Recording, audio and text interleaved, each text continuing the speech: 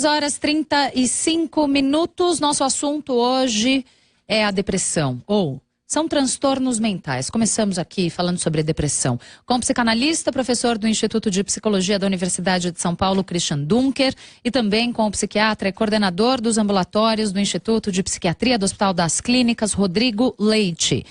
E estamos ao vivo no Facebook. É só ir lá no facebook.com/CBN e nos assistir, além de nos ouvir. Tem duas perguntas aqui de ouvintes, quero fazer para os dois. Primeiro, Nelson de Oliveira pergunta o seguinte: a depressão só se cura com remédios? O doutor já explicou que não, que há outras abordagens também. Mas ele pergunta, se a pessoa fizer trabalhos, por exemplo, em entidades filantrópicas, usar o tempo em atividades de ajuda ao próximo, pode ter bons resultados? Eu acredito que qualquer atividade que faça sentido para o indivíduo e que gere algum nível de vínculo de relacionamento social pode ser benéfico, sim, para um quadro mais leve, ou mesmo como coadjuvante para a reinserção do indivíduo no mundo, né? Acho que esse é a grande desafio da depressão, é reinserir o indivíduo nas relações, reinserir o indivíduo no suporte social, e trabalhos filantrópicos têm muito esse caráter, né? De se doar e de receber, né? Ou seja, estabelecer um relacionamento e ter os benefícios disso, os benefícios psíquicos disso, né? Uhum. Professor Dunker, tem uma outra pergunta aqui da Carol, de Belo Horizonte. Criança e adolescente podem ter depressão? No caso deles, remédio não é indicado, possivelmente, ela afirma. Então, para esse público, qual ou quais soluções? Então, a depressão na infância e na adolescência, ela muitas vezes é pouco reconhecida, ou mesmo adiada em relação ao tratamento, algum tipo de intervenção, porque alguns dos seus sinais podem aparecer assim matizados. Por exemplo, é típico da adolescência um certo sentido de reclusão, né? De se fechar no quarto, de ter uma introspecção, essa viagem, né? Travessia adolescente. Como diferenciar que esse recolhimento próprio do momento, ele de fato não é uma recusa ou um sentimento de fracasso no laço social, no laço afetivo com o outro. Uhum. Isso implica um trabalho, vamos dizer, de acompanhamento que nem sempre os pais e a nossa cultura está assim aparelhado para fazer. Por exemplo, é comum que em crianças a depressão apareça em sinais como irritabilidade, como recusa a ir à escola, o dropping, né? Como dificuldade de fazer contatos com os outros, e que podem ser interpretados pelos pais, pelos professores, por quem cuida dessas crianças, como uma dificuldade, vamos dizer assim, contextual, ou então referida à dinâmica da família ou da escola e assim por diante.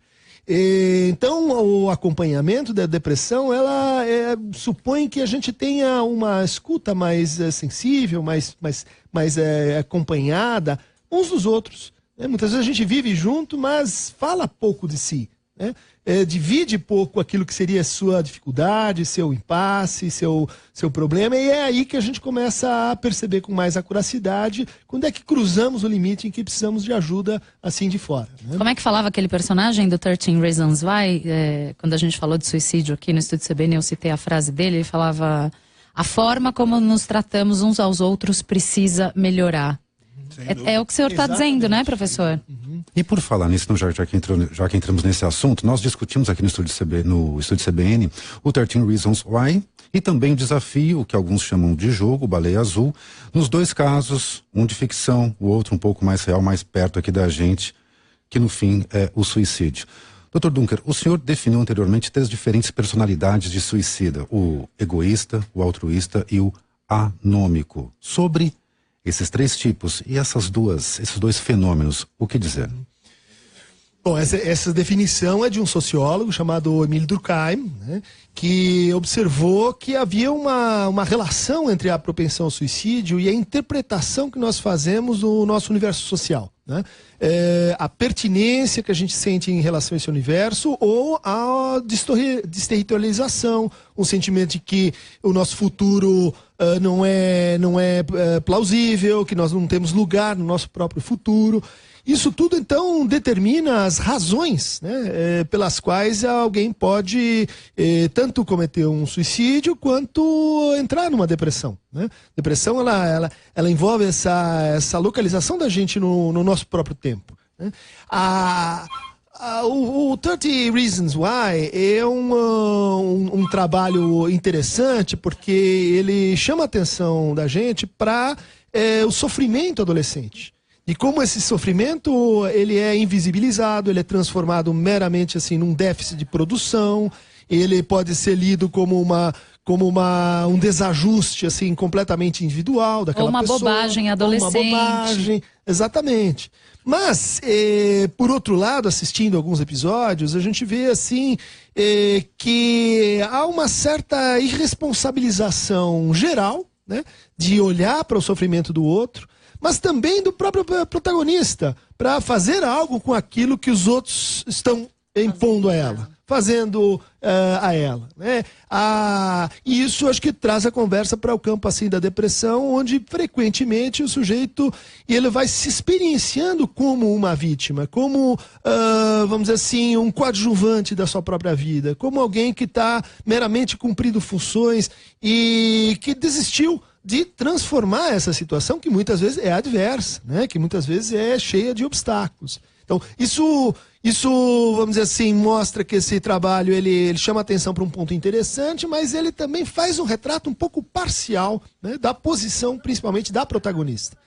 A gente poderia discutir também a Baleia Azul, um jogo que alguns dizem que é um mito, que isso de fato você não consegue entrar na internet e realmente jogar, e isso pode estar sendo, vamos dizer assim, um mito urbano. Mesmo nessa condição, acho que ele coloca assim, em relevo uma coisa muito interessante, que é o fato de que a vida, para a nossa experiência contemporânea, ela cada vez mais adquire esse sentido de desafio, de encontro com algo assim que vale a pena, de encontro com algo que seja realmente real. E em cima dessa retórica, em cima dessa narrativa, frequentemente você consegue capturar aqueles que estão justamente a espécie de assim, procura por algo ao qual obedecer. Estão abertos a alguma coisa. Isso, estão abertos a entrar num percurso que seja real. Essa é a ideia fundamental da história, né? Que você não está simplesmente jogando, mas aquilo entra na sua vida. Esse sentido de consequência é muito importante para o adolescente e ele tem uma relação com os processos depressivos, né? Eu queria ouvir vocês sobre o quanto a velocidade do mundo afeta a nossa saúde. Bom, aqui a gente está falando de casos muito individuais, mas pensando que somos inseridos num bairro, numa cidade, num país, num mundo. E temos internet, não é? Podemos estar onde quisermos num clique.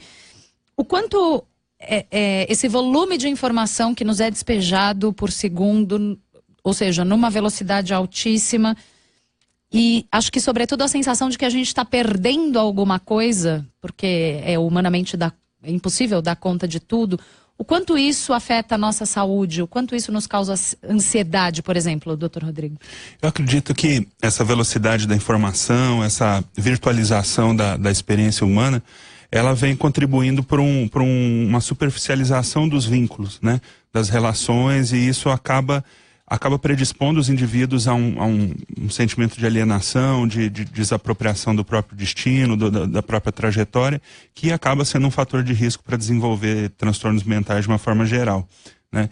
Então eu acho que cada vez mais os vínculos acabam não sendo suficientes para suprir, para as pessoas oferecerem suporte social umas às outras. Isso está cada vez mais frágil numa sociedade líquida como a gente vive aí, como os filósofos mencionam, e isso acaba nos fragilizando e nos predispondo a desenvolver algum tipo de sintoma. Bauman estava certo, professor Dunker? Eu prefiro os pastosos aos líquidos, né? Eu gosto mais dos sólidos. Eu gosto. Né? Mas os sólidos mancham no ar, tem esse problema tem isso também, né? É verdade. Eles evaporam assim muito rapidamente. Mas eu penso que a tua colocação tem uma relação muito direta com a depressão e com aquilo que, para a psicanálise, forma uma espécie de contínuo, né? Que é os sofrimentos da ordem da ansiedade, da angústia e a depressão, né? Muito frequentemente a gente vê um paciente que sofre com processos ansiosos durante um tempo e de repente faz uma depressão, como se fosse um outro transtorno, mas no fundo nós estamos falando da mesma coisa, da impossibilidade de manter-se no laço, desejando, né, criando um futuro. E nesses pacientes a gente escuta algo que é mais ou menos assim: antes de sair, antes de procurar emprego, antes de ir para a faculdade, eu já sei que não vai dar certo. Esse eu já sei que não vai dar certo é quase que uma palavra mágica, uma palavra que tem valor diagnóstico, né? O sujeito ele recua antes da experiência, né? No final vai dar em paralisação, no final vai dar em enclausuramento dentro do quarto da cama. Mas ele começa com esse movimento que os psiquiatras definem como abulia, né? Essa dificuldade de dar o primeiro passo. Por quê? Porque antes de dar o primeiro passo eu já sei. Nesse já tem essa aceleração que você está falando, que o Bauman comentou amplamente, que vários teóricos da teoria social estão apontando, que não é à toa que um modo de funcionar em que a gente está sempre um passo à frente de nós mesmos vai produzir uma epidemia mundial de depressão. Ou seja, os prognósticos não são nada bons. Tem uma estimativa de que, não sei se 5 ou 10 anos, a depressão será a segunda maior causa de afastamento no trabalho no mundo. Perdendo, acho que só para problemas cardíacos. Sim. Isso, quer dizer, é um problema de saúde pública, um problema que envolve, então, fortemente a economia. Há hipóteses de que também a depressão se tornou mais visível na medida que estamos numa forma de produção, vamos dizer assim, de organização do capitalismo neoliberal que localiza no depressivo alguém que está fora do sistema. Uhum. Por quê? Porque ele não consome e porque ele não produz. Uhum. Então, ali, você vai dizer, tem algo que precisa ser ajustado, porque ele está ofendendo um princípio geral do sistema. Isso é muito interessante. Agora, quem está ouvindo tudo isso fala, não, eu não quero. Me recuso a ter depressão, me recuso a fazer parte dessa estatística. Como é que se previne transtornos psiquiátricos? Prevenção dos transtornos psiquiátricos é um tema bastante interessante e pouco difundido, principalmente no Brasil, né? A gente acaba discutindo um pouco como prevenir isso, né? Mas existem vários fatores protetores em saúde mental e vários fatores de risco em saúde mental. E geralmente um fator é em contraposição ao outro. Um fator protetivo são as redes de suporte social, por exemplo. A pessoa ter vínculos sociais, vínculos afetivos significativos, vínculos relacionais importantes e que são satisfatórios, né? Uma vivência comunitária, que é uma coisa também que a velocidade do mundo atual acaba, de uma certa forma, fragmentando e enfraquecendo os vínculos comunitários, né? A gente mora em São Paulo, a gente é uma cidade de imigrantes, né? Então as pessoas acabam perdendo um laço social, um laço cultural, que acaba as fragilizando, né? Isso é estudado no mundo todo também. O fato de trabalhar, o fato de estar envolvido em algum projeto que faça sentido, alguma meta de vida acaba também sendo um fator protetor e o oposto disso como um fator de risco, né? Então existem mecanismos de estratégias de, por exemplo, fomentando o suporte social, discutindo projetos de vida, metas possíveis, estimulando a pessoa a colocar o seu desejo, qual é o desejo, o que ela quer, como ela pode desenvolver aquilo, estratégias de como viabilizar isso, acabam sendo estratégias que podem vir a prevenir o desenvolvimento de transtornos mentais, principalmente aqui a gente falando de depressão e ansiedade, né? Se a gente for falar de transtornos mais graves, como transtorno bipolar ou esquizofrenia, a gente já seriam outros fatores, já tem outros determinantes. Mas para os transtornos mais comuns, que são depressão e ansiedade, esses determinantes sociais acabam sendo importantes e a gente consegue interferir neles, antecipando ou prevenindo um desenvolvimento de sintomas, né? O nosso ouvinte aqui, o Felipe, pergunta se vocês acreditam que a tendência da depressão tem grande fator genético. Pode ter? Existe uma relação genética, mas existe um componente ambiental muito grande, né? a gente não pode... o problema de se falar em genética é que muitas vezes atribui-se à genética uma sina ou um determinismo que na verdade não existe, né? Existe uma certa concordância, né, de em torno de 25%, mas existe a interação do gene com o ambiente, né?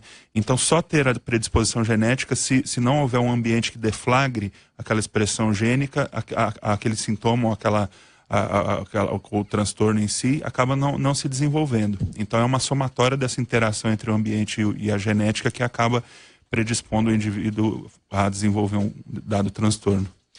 Eu complementaria que a pesquisa em genética está em progresso, ainda acho que não se localizaram os alelos, os genes, onde a gente poderia extrair determinações de processos depressivos, mas há um certo risco, voltando à questão da profilaxia, há um certo risco em certos discursos sobre saúde mental. O que é profilaxia mesmo, profilaxia professor? é prevenção, né? Como a gente consegue se prevenir, evitar, né? Ou não favorecer que aquele sintoma, aquele quadro apareça. Com relação à depressão, há uma espécie assim de propensão a procurar discursos, vamos dizer assim, de explicação, de autoavaliação, e que mostram que o processo, que convencem o sujeito de que aquilo não tem nada a ver com ele. Tem que ver com seus genes, tem que ver com a produção dos seus neurotransmissores, ou tem que ver com uma vontade divina, ou tem que ver com a moral, né? Quer dizer, que é como se a depressão fosse um assunto de ter mais força de vontade, ter bons valores. Então, pessoas que têm maus valores estão mais deprimidos. A gente precisa, então, convencê-los de que a vida é bela, que a vida é boa, ou seja, passar para eles que tem esse discurso de que a vida ela já foi escrita, o seu destino já está dado, seja pela genética, seja pela moral. Esses discursos, eles são, vamos dizer assim, venenosos para o depressivo. Ele se agarra a esses discursos e isso faz com que ele cuide menos de si. Ele vai se achar impotente. Exatamente. Não há nada que ele possa reforçar fazer. a impotência dele. Vai cronificar o processo. E, de certa forma, ele vai estar propenso a procurar esses discursos. Seja de um jeito, seja de uma linha, seja de outra linha, né? Hoje a gente tem um consenso social muito forte de que é preciso, assim, cuidar do seu corpo, por exemplo. Ir à academia, perder peso e etc. É preciso cuidar da sua profissão, fazer estudos... Produzir. E quem é que está falando em cuidar de si? Sim. Cuidar de si, olhar para si, Sim. né? Estar numa relação que não seja de estrutura instrumental, orientada para a produção, orientada para essa confusão entre sonhos e objetivos. E quando a gente fala cuidar de si, não tem a ver com ter barriga tanquinho só. Então, que tal alma tanquinho? Isso. Ou, enfim, o que o Rodrigo estava falando, né? Cuidar daquilo que é precioso pra gente, nossas relações, nossa capacidade de amar, nossa capacidade de se envolver. A cultura, me parece no sentido assim de acompanhar narrativas do teatro, do cinema, televisão, de tudo aquilo que tira você para fora de si. Que te faz pensar, que te abre o espírito crítico, que te faz olhar o mundo de um jeito ou de outro. Muito bom. Bom, nós estamos falando hoje sobre transtornos mentais com o psicanalista, professor do Instituto de Psicologia da Universidade de São Paulo, Christian Dunker, e o psiquiatra, coordenador dos ambulatórios do Instituto de Psiquiatria do Hospital das Clínicas, Rodrigo Leite. A gente volta a conversar com os dois daqui a pouquinho.